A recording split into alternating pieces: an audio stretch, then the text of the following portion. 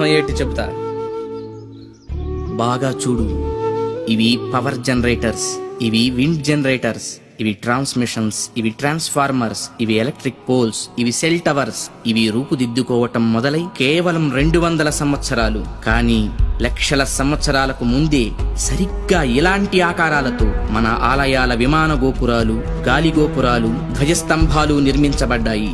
ఆలయ ప్రాంగణాల్లో ఉండే తులసి, రావి, మారేడు వంటి మొక్కలు ఎయిర్ ప్యూరిఫైర్స్ గా పనిచేస్తాయి. ఆలయాల్లో అర్చకులు చేసే ముద్రలు ఆక్యుప్రెజర్ గా మారి శరీరంలోని ప్రాణశక్తిని ప్రేరేపిస్తాయి.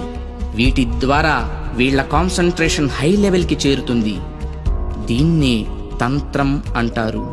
వాళ్ళు పలికే శబ్దాలు ఎలక్ట్రోమాగ్నెటిక్ వేవ్స్, విద్యుదయస్కాంత శక్తి తరంగాలుగా మారతాయి. ఆ శబ్దాల అర్థాలు మైక్రోవేవ్స్, సూక్ష్మ భావ తరంగాలుగా పనిచేస్తాయి. దీన్నే మంత్రం అంటారు. గుళ్ళు కట్టేటప్పుడు బంగారం, వెండి వంటి ఖనిజాలతో పాటు నవరత్నాలను భూమిలో నిక్షిప్తం చేస్తారు. ఇవి ఎర్త్ పిట్స్ గా పనిచేస్తూ శక్తిని ఆలయ ప్రాంగణమంతా వ్యాపింపచేస్తాయి.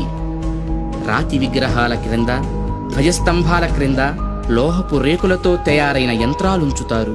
గాలి గోపురాలపై, విమాన గోపురాలపై లోహ నిర్మిత కలశాలు అమర్చుతారు. ధ్వజస్తంభాలకు లోహపు తొడుగులు వేస్తారు.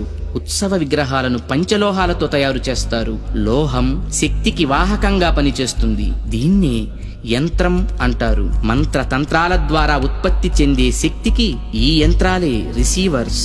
ఇక హైడ్రాలిక్ పవర్ స్టేషన్స్ లో లాగా ఆలయాల్లో జరిగే అభిషేకాల్లో కూడా ఎత్తు మీద నుంచి స్వామి విగ్రహం మీద నీరు పడుతుంది. దానివల్ల పొటెన్షియల్ ఎనర్జీ కైనటిక్ ఎనర్జీగా మారుతుంది. ఇలా మంత్ర తంత్ర యంత్ర ప్రక్రియలతో విశ్వవ్యాప్తంగా ఉన్న ఇంటర్నల్ ఎనర్జీని రిసీవ్ చేసుకొని అందరికీ అందించే కాస్మిక్ పవర్ స్టేషన్స్ మన ఆలయాలు.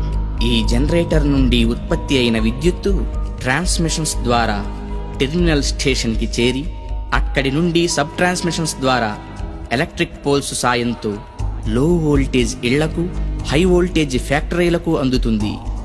సరిగ్గా ఈ జనరేటర్ లాగే గర్భగుడిలోకి చేరిన శక్తి అంతరాలయమంతా ప్రసరించి పరివార దేవతల ద్వారా విస్తరించి ఎలక్ట్రిక్ పోల్స్ వంటి ధ్వజస్తంభాల సాయంతో సామాన్యుల నుంచి మహాభక్తుల దాకా వాళ్ళ స్థాయికి తగ్గట్టు అందరికీ అందుతుంది.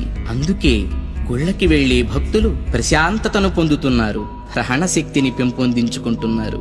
ఆ శక్తితోనే సమస్యలను పోగొట్టుకోగలుగుతున్నారు.